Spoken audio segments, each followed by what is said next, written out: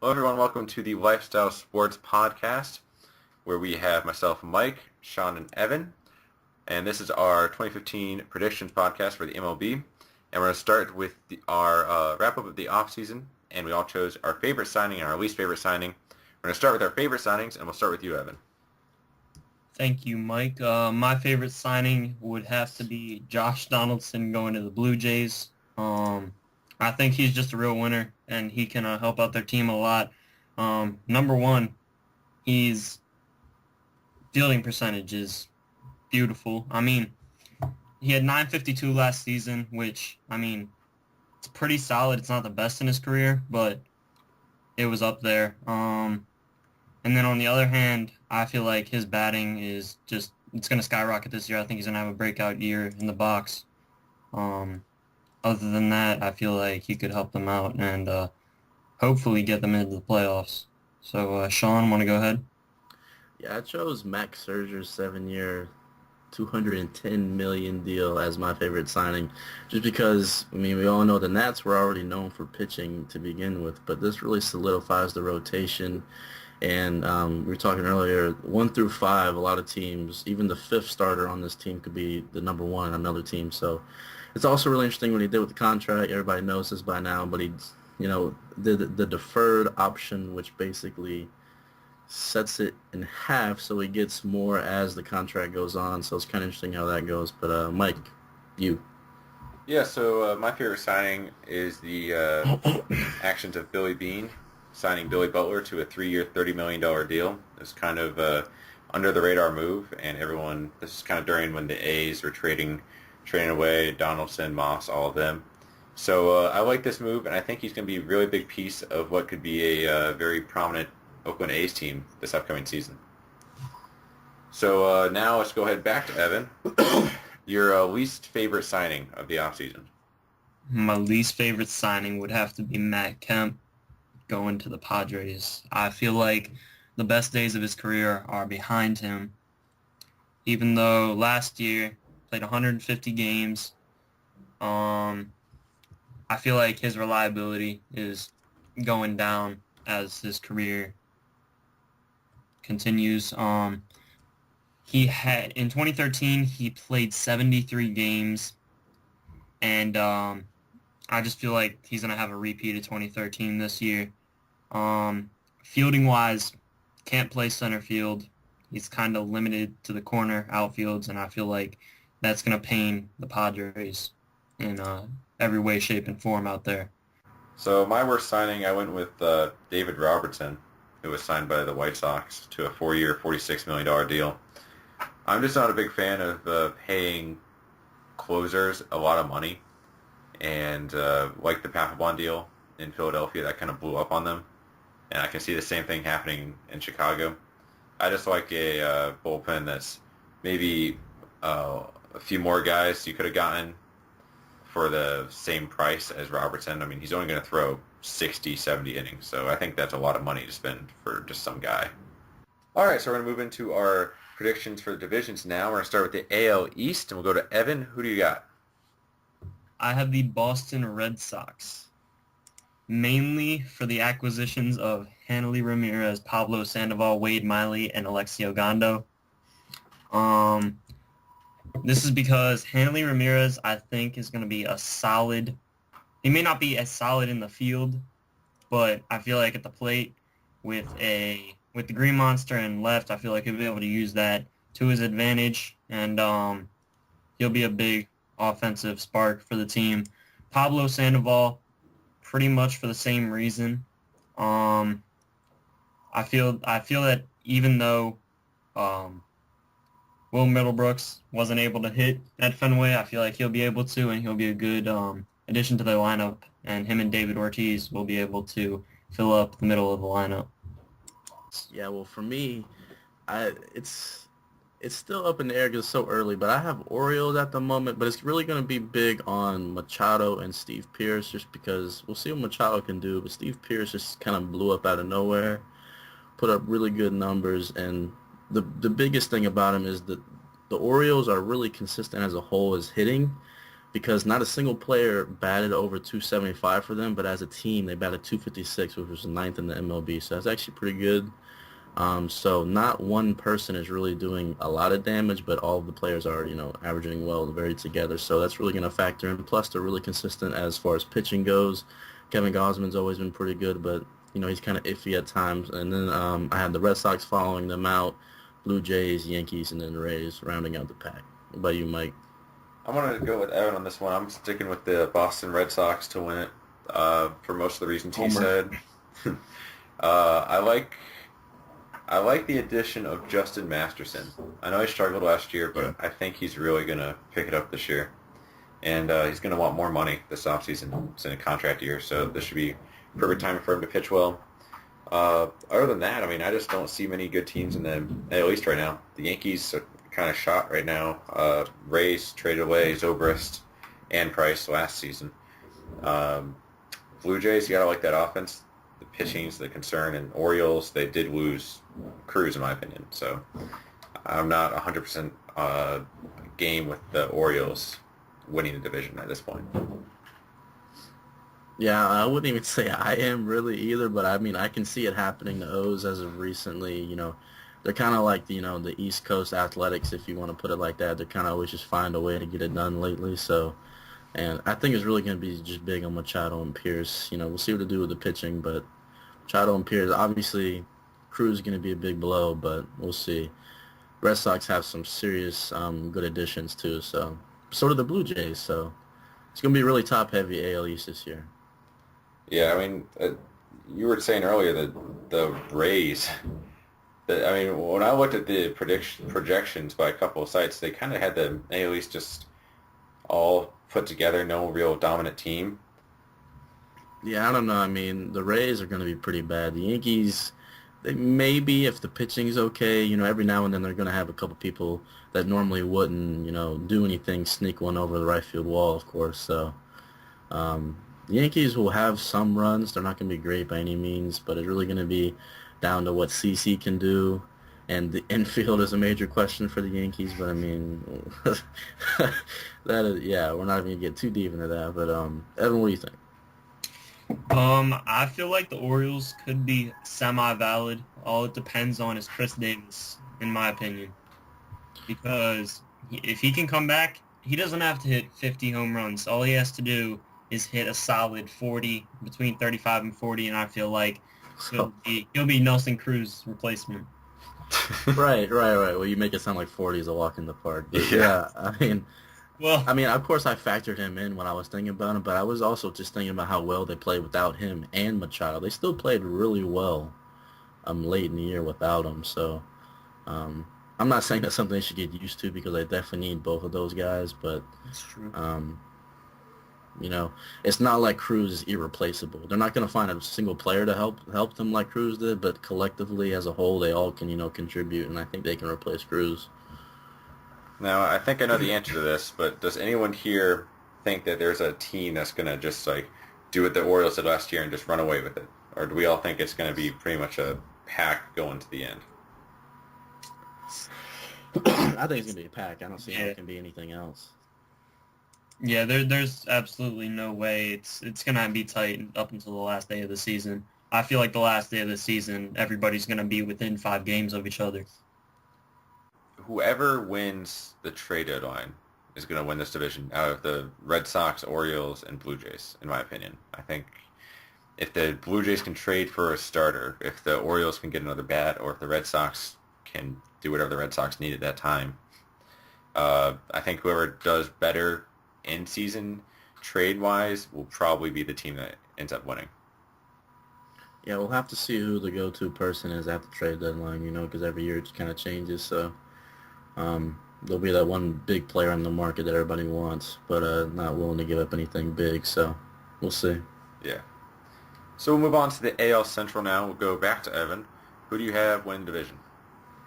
I have the Detroit Tigers. Main reasons would be J.D. Martinez and David Price. And the reason why, some people would say the Royals could make another vie for but the loss of James Shields is huge. Mm-hmm. Shawn, what do you? Yeah, well, for me, I have the Tigers as well. But just like the Orioles, I'm not, obviously so early, but I'm still not completely sold on them because the three major players that I have questions about is Cespedes, Verlander, and also Joe Nathan. Joe Nathan's kind of the guy that flies under the radar how bad he did last year. Obviously, Verlander's the big name. We all know why he did bad because he was distracted off the field. But it's interesting to see what Cespedes does. The Royals can do well, but like you said, Evan, James Shields is really going to hurt them, big game James or whatever they called him. So then I have the Royals under the Tigers and the Indians, and then the White Sox and Twins round out the pack there. So what about you, Mike? This is one of the hardest divisions for me because I see four teams that are good in some respects, but also have some very obvious flaws. Right. I tried to just look at the middle of the orders and try and figure it out that way. And I kind of had the Indians fall off there, so I think they're going to be in fourth. I think the Twins are easily fifth. And the White Sox, they're having a lot of hype right now, but their offense is depending a lot on the Roche and a Brave. White Sox are really top-heavy in my eyes as far as hitting and pitching because, they got Chris Sale, and then they got the Brave, obviously. But the Indians, I actually have the Indians ahead of the White Sox for me. Really? It'd be interesting because Swisher comes back. Swisher, he had like 80 at-bats last year or something. I don't think he's going to be that big of a factor to him, but I want to see how Brantley can do. And also, they got Brandon Moss, so that'll be interesting to see how he does. So we'll see what happens, but right now I have the Indians above the White Sox.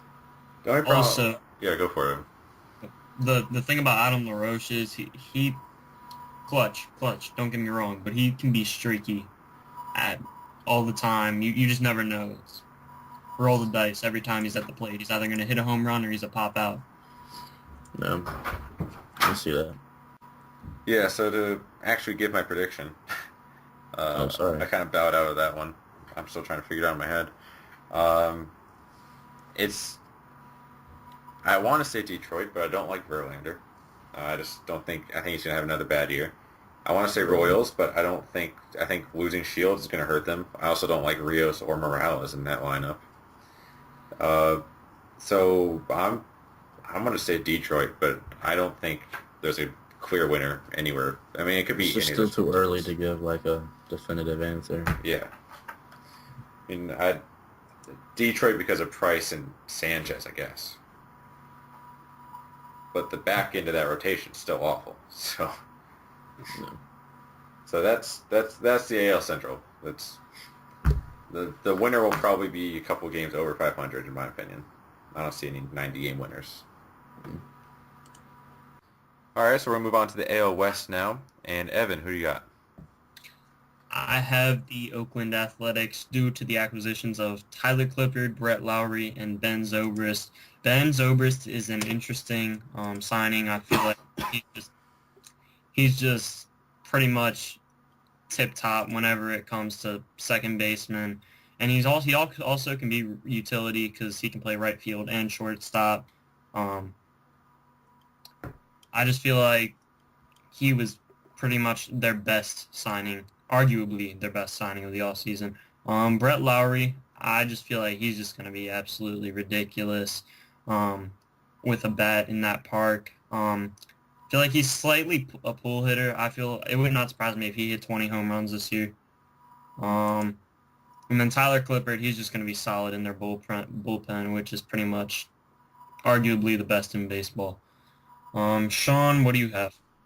I actually have the Mariners, which is kind of interesting, but the biggest signing obviously is going to be the Nelson Cruz pickup, and that's obviously, give and take. He doesn't hit very well average, but he will hit quite a few home runs. But the starting pitching for the Mariners is so good, obviously with Felix Hernandez, Sashi Iwakuma. James Paxton's kind of a guy who flies under the radar. J.A. Happ is okay at the bottom of someone's rotation. But, everything's just kind of coming together for the Mariners. Mike Zunino is nice at the catcher position. I'm not a fan of Logan Morrison, but we all know what Cano can do. Prospects at the shortstop position for him, but all in all, they have a nice nice group of fellas coming through. So I think they can actually pull it out and have the best season they've had in a while. Mike? All right, so as a Red Sox fan, I'm a big fan of worst to first, and that's why I'm going to go with the Texas Rangers. I think in 2014, if something could have gone wrong, it did go wrong for the Rangers. So a healthy fielder, he's still going to be fat, but he'll be productive in some ways. Beltre, Andrews are going to be good. Chu, back in 2013, I mean, the guy had like a .40 on-base percentage, so if he can do that again, he'll be fine. Pitching-wise, they're much more healthy. Derek Holland, I still really like him. Yu Darvish, obviously, is really good. And I could just see him piecing it together. I could see him being the underdog. Mm-hmm. But this division wasn't as hard as AL Central because there are a couple teams that you could probably throw out immediately. I'm not as big of a fan of the Oakland moves. I still don't understand trading Josh Donaldson. I think when you have something good, don't change it. And I think Billy Beane tried to switch things up because of just the collapse, and I don't know if that was the best way to respond to it. I don't know about you guys. I mean, I feel like they got something equally, maybe not equally, but close enough with Brett Lowry.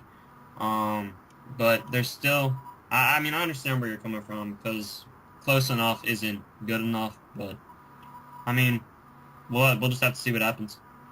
I don't know. It kind of seems like he kind of just did it out of frustration to me. Mm-hmm. It seemed kind of forced. It didn't seem necessary, but it seemed like he wanted to prove to people outside the organization and in that he was still trying to make changes. So I don't know. We'll see how it works out. Yeah, I mean, I didn't fault him for the collapse. I mean, he went all in. He got Lester. He got Samardzija. I don't fault him for that.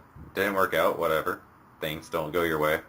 Especially the Brandon Moss trade, that really confused me because they got like a double-A player, Joe Wendell, not top 50 prospect, like no one even heard of him. So that's what really confused me with that one. And none of us mentioned the Angels, even though they did win the most games and they won the division last year. For me, the pitching's just awful, and I see another down year for Hamilton and probably Pujols as well. Hamilton ever stays healthy all year, then who knows what could happen. But I don't know. He he's just hurt so often. He doesn't seem very comfortable there either. I don't know if that's just me or not, but no, he's had a rough intro to the Angels organization. The fans, I can tell, are not big Hamilton fans either. He hasn't really given them a reason to be. Yeah, that is true. Let's talk about the AL wildcard now. I'll start with this one. I have the Orioles and Mariners going to it. Despite the Orioles' really good play in really key games, as we've seen in the past couple playoffs, I think Seattle's going to win it and move on to the rest of the playoffs. Evan, who you got? I have the Kansas City Royals and the Toronto Blue Jays, mainly because of their lineups. I feel like both of them are extremely strong, 1 through 9. I have the Blue Jays coming out on top in this one. Shawn? My two teams are the Red Sox and the Royals. I like both their starting pitchers, but I think the Red Sox are just better as a unit altogether as far as hitting and pitching. So I'm going to go with the Red Sox, take the win in this one. All right, let's talk about the NL East now. So anyone who does not have the Nationals, just speak now or forever hold your peace. All right, so NL Central. We're going to move on to the NL Central. Evan, who do you got? I have the Cincinnati Reds, mainly because they were able to keep Aroldis Chapman and Todd Frazier, and they got rid of Carlos Marmol, who is a cancer to whatever team he's on. Shawn, go ahead. I have the Cardinals. It's just hard to go against them. They're just so consistent.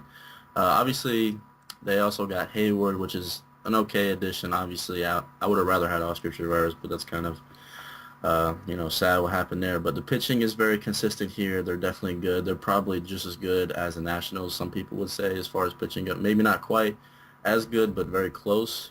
The hitting is good. They hit all around. They just, every position you can see, that they have a very solid player there. So I'm going to go with the Cardinals. All right. I have the Cardinals as well. They've been to the NLCS the last three times, so last 3 years. So, I mean, they're consistent, and I don't really see any other major threats in NL Central. I think the Brewers are going to be bad. I don't think the Cubs are going to live up to their hype. Reds, who knows what's going to happen there. So for me, I think it's just going to be the Cardinals. Does anyone here see the Cubs making any serious headlines in the standings way? Absolutely. Yeah, not yet. No. Soon. Soon. Well, years. Theo Epstein has been saying that for the past 3 years. I mean, the Cubs have waited how many years now? They can wait a few more. Yes, that is true. All right, so we're all going to go with the Reds or Cardinals on that one. It's probably going to be one of those two teams. And we'll move on to the NL West now. We'll start with you, Shawn. Who do you have winning the division? I have the Dodgers, and, it's just kind of hard to go against them. I mean, they didn't get a lot better, but anybody with Clayton Kershaw is going to be hard to go against. They got Kenley Jensen at the end of the bullpen there.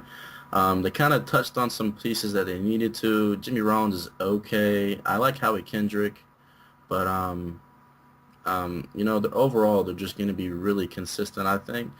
Really interesting to see how Puig does. A lot of people are high on him.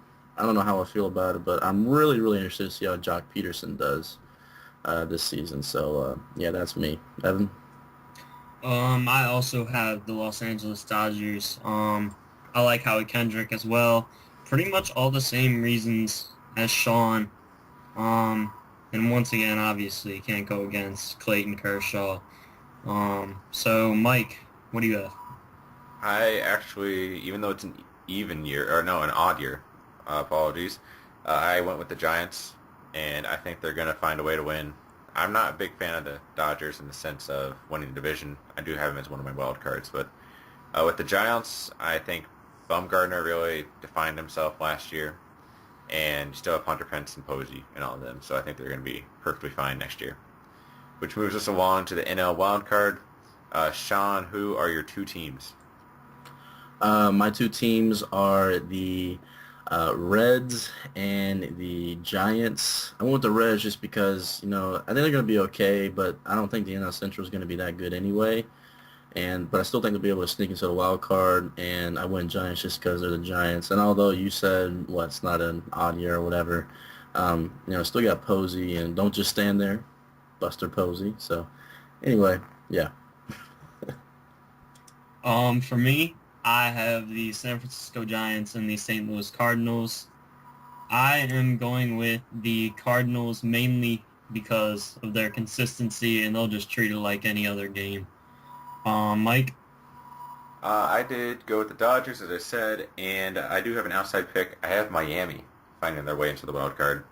They kind of stuck around last year until Stanton got hurt, and with the pieces they added, I could really see them making some noise and try fighting their way into that second wildcard spot. Also, NL doesn't have many strong teams, in my opinion, this year. They're going to have a lot of teams around 500, but I think if Miami can just get over that 500 area, they can try to find their way into that second wildcard spot.